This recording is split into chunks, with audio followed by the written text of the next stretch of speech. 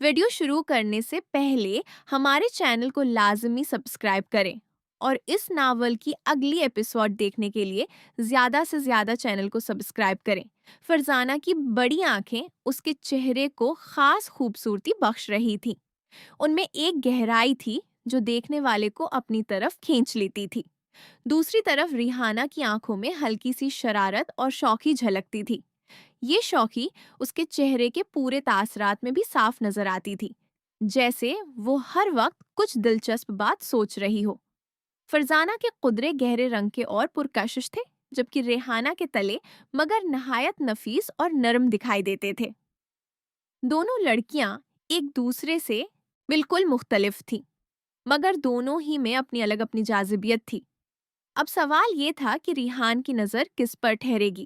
کیا وہ فرزانہ کی خاموشی اور گہرائی کی طرف مائل ہوگا، یا ریحانہ کی اس زندہ دل شوخی نے اسے اپنا بنا لیا تھا؟ فرزانہ کا قد نسبتاً چھوٹا تھا، جس کی وجہ سے اس کا جسم قدرے بھرا ہوا اور متوازن دکھائی دیتا تھا۔ اس کی ساخت ایسی تھی کہ عام کپڑوں میں بھی اس کی خوبصورتی نمایاں ہو جاتی تھی۔ دوسری طرف ریحانہ کا قد تھوڑا لمبا تھا اور اس کا جسم زیادہ پتلا اور لچکدار لگتا تھا۔ دونوں لڑکیوں کی شخصیت میں واضح فرق تھا۔ فرزانہ میں ایک پرسکون اور پرکشش انداز تھا، جبکہ ریحانہ کی حرکتوں میں ہلکی پھلکی چستی اور زندہ دلی نظر آتی تھی۔ اب ریحان کے دل میں ایک عجیب سی الجھن پیدا ہو رہی تھی۔ وہ دونوں کو دیکھ کر سوچ میں پڑ جاتا تھا کہ اس کی پسند کس طرف جھکے گی۔ فرزانہ کی خاموشی اور گہری نظر اسے بار بار کھینچتی تھی، مگر ریحانہ کی ہنسی اور شوق تبصرے اس کے دل کو چھو لیتے تھے۔ ایک دن ریحان نے دونوں کو ایک ہی جگہ دیکھ لیا، کافی شاپ کے باہر۔ فرزانہ تنہا بیٹھی کتاب پڑھ رہی تھی، جبکہ ریحانہ اپنی دوستوں کے ساتھ ہنسی مذاق کر رہی تھی۔ ریحان نے سوچا کہ شاید آج وہ کسی ایک سے بات کر لے، مگر اس کے قدم رک گئے۔ کیا وہ فرزانہ کے پاس جائے گا، یا ریحانہ کی طرف مڑے گا، یا پھر کوئی تیسری بات ہوگی جو اسے دونوں سے دور کر دے گی؟ چونکہ دونوں لڑکیاں بیٹھی ہوئی تھیں، اس لیے میں ان کا پورا نہیں دیکھ پا رہا تھا، مگر میرے ذہن میں ایک خیال تھا کہ وہ دونوں ہی اپنی شخصیت اور انداز سے میری توقعات پر پورا اتریں گی۔ میری اس طرح مسلسل دیکھنے کی وجہ سے فرزانہ کو برا لگا۔ اس نے ہلکا سا کھانس کر مجھے گھورا اور اس کی آنکھوں میں ایک واضح ناراضگی جھلک رہی تھی۔ اس لمحے مجھے اچانک احساس ہوا کہ میں نے تانی جان کو بالکل بھلا دیا تھا۔ وہ جو میرے ساتھ ہمیشہ کھڑی رہتی تھی، اس کی باتوں میں سکون تھا، مگر آج میری نظر کہیں اور جا پھنسی تھی۔ میں شرمندگی سے سر جھکا کر بیٹھ گیا۔ دل میں ایک عجیب سی بے چینی تھی، نہ صرف فرزانہ کی ناراضگی کی وجہ سے، بلکہ اس لیے بھی کہ مجھے خود پر شک پڑ گیا تھا۔ کیا میں واقعی اتنا سطحی ہو گیا ہوں، یا یہ بس ایک لمحاتی کشش تھی جو جلد ہی گزر جائے گی؟ ریحانہ نے تو شاید یہ سب دیکھا ہی نہیں۔ وہ اب بھی اپنی دوستوں کے ساتھ ہنسی مذاق میں مصروف تھی، مگر فرزانہ کی وہ ایک گھورنے والی نظر میرے دل میں چبھتی رہی۔ اب کیا کروں؟ کیا میں فرزانہ سے معافی مانگوں، یا پھر خاموشی سے اٹھ کر وہاں سے چلا جاؤں؟ اور تانی جان، اسے کیسے بتاؤں کہ میرا دھیان ایک پل کے لیے بھٹک گیا تھا؟ کہانی اب ایک نازک موڑ پر ہے۔ تائی جان نے بات جاری رکھی، ان کی آواز میں وہی پیار بھری گرمجوشی تھی۔ بیٹا، اور یہ فرزانہ اور ریحانہ دونوں اب تمہارے ابو کی فیکٹری میں ان کے ساتھ کام کریں گی۔ میں نے چونک کر سر اٹھایا۔ فیکٹری میں؟ تائی جان مسکرائیں۔ ہاں زاہد بیٹا، تمہارے ابو نے کچھ عرصے سے فیکٹری میں نئی ٹریننگ پروگرام شروع کیا ہے۔ دونوں لڑکیاں اب وہاں اکاؤنٹس اور ایڈمن سیکشن میں کام سیکھیں گی۔ تم بھی تو وہیں ہونا روزانہ، تو اب تم تینوں ایک ہی جگہ ملاقات کرو گے۔ ریحانہ نے فوراً ہنسی اور کہا، واہ، تو اب تو ہماری روزانہ کی ملاقات ہو جائے گی زاہد بھائی۔ مزہ آئے گا نا؟ فرزانہ نے کچھ نہیں کہا، بس کتاب بند کی، ایک گہری سانس لی اور خاموشی سے تائی جان کی طرف دیکھنے لگی۔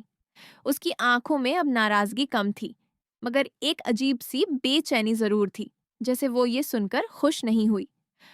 میں نے سوچا، اب تو بات اور پیچیدہ ہو گئی۔ فیکٹری میں روزانہ دیکھنا پڑے گا، صبح آفس میں، لنچ ٹائم پر، کبھی کبھی کام کی باتوں میں بھی۔ فرزانہ کی وہ گہری نظریں، ریحانہ کی ہنسی مذاق اور اوپر سے تائی جان کی یہ امید بھری باتیں۔ تائی جان نے میری طرف دیکھ کر کہا، زاہد بیٹا، تم ان دونوں کی مدد کرنا نہیں ہے نا؟ کچھ سمجھ نہ آئے تو تم بتا دینا، تم تو پرانے ہو وہاں۔ میں نے بس سر ہلایا، جی تائی جان، ضرور، مگر دل میں ایک طوفان اٹھ رہا تھا۔ کل سے فیکٹری میں کیا منظر ہوگا؟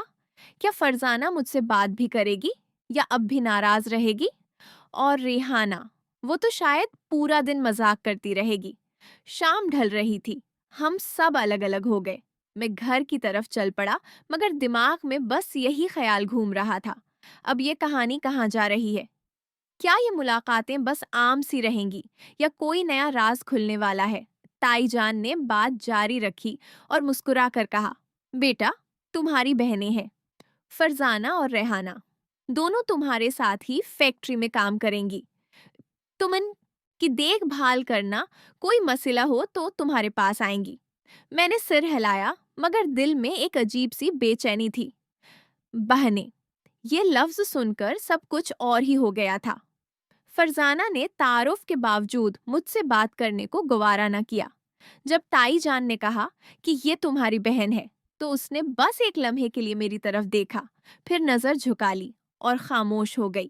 اس کی خاموشی میں ایک طرح کی سردمہاری تھی جو مجھے چبھ رہی تھی۔ ریحانہ نے تو ہلکا سا ہنس کر کہا، ارے واہ، تو اب ہم بھائی بہن ہو گئے۔ ٹھیک ہے زاہد بھائی، اب تو تمہیں ہمیں آپس میں گائیڈ کرنا پڑے گا۔ مگر اس کی ہنسی میں بھی ایک چھپی ہوئی بات لگ رہی تھی، جیسے وہ یہ سب کچھ جان بوجھ کر کر رہی ہو۔ مجھے اندازہ ہو گیا تھا کہ فرزانہ کو یہ بات پسند نہیں آئی۔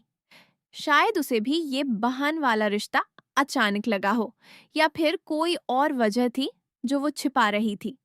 اس کی آنکھوں میں وہی گہرائی اب بھی تھی، مگر اب اس میں ایک دیوار سی کھڑی ہو گئی تھی۔ میں نے سوچا، اگر یہ دونوں واقعی بہنیں ہیں تو پھر میری وہ پہلی کی کشش، وہ نظریں، وہ الجھن، سب غلط تھی؟